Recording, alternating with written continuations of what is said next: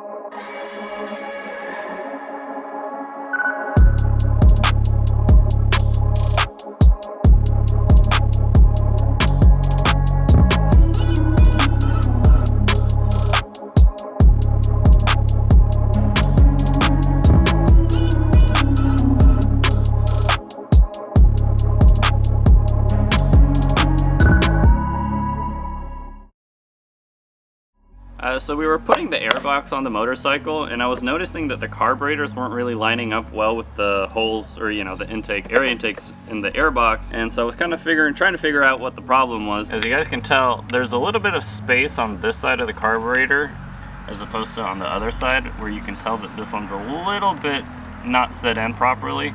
So what I'm going to do is try to push the carburetor in on this side, and that should hopefully align the holes for the airbox to fit properly.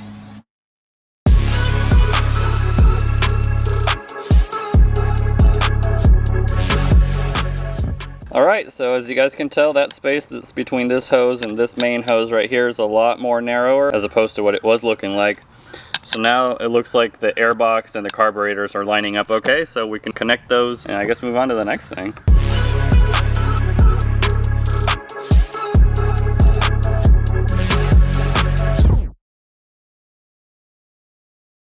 So we got the airbox fit into the carburetors really well now, and now we're going to try to focus on actually seeing if it's getting electrical power. So what we're going to do is we're going to install the battery, connect all the connectors back in, and see what happens when we turn the key.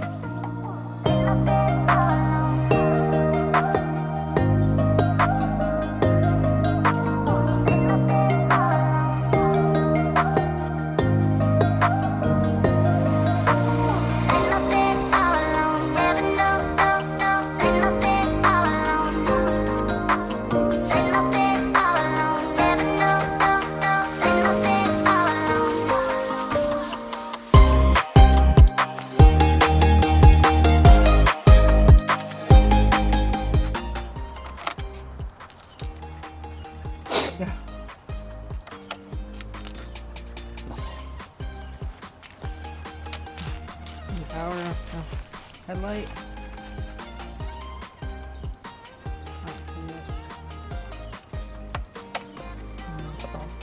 Look. I turned it back to the on position. I got a neutral reading and then the oil light. Okay, so it has power. I guess it's getting power. And I guess the speedometer clicked.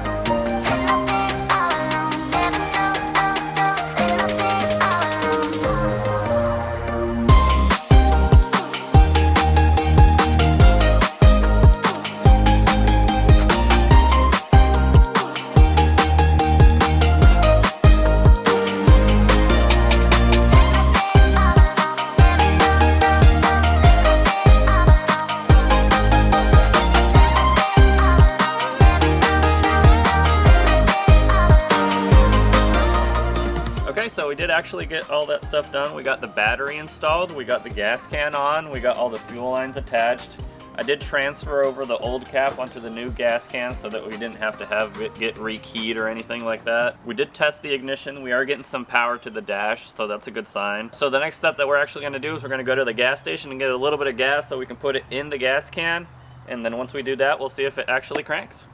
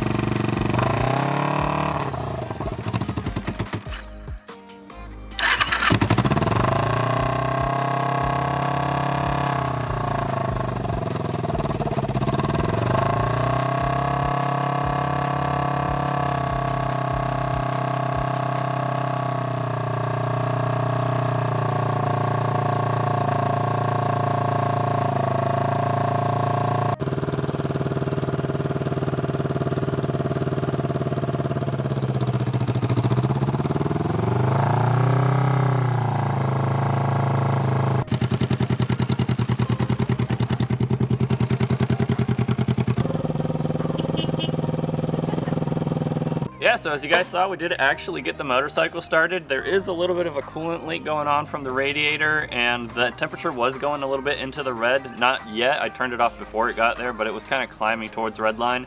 So we're probably gonna have to figure out if it's cooling properly. But it got started, and that's a really good sign. It means the engine is good. It idled really well. I didn't see any major issues.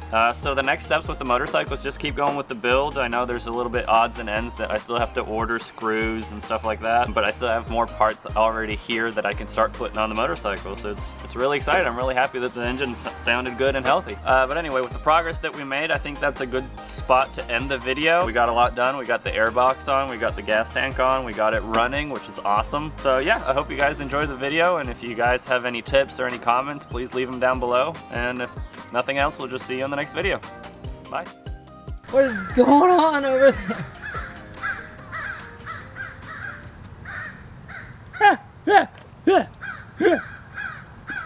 there?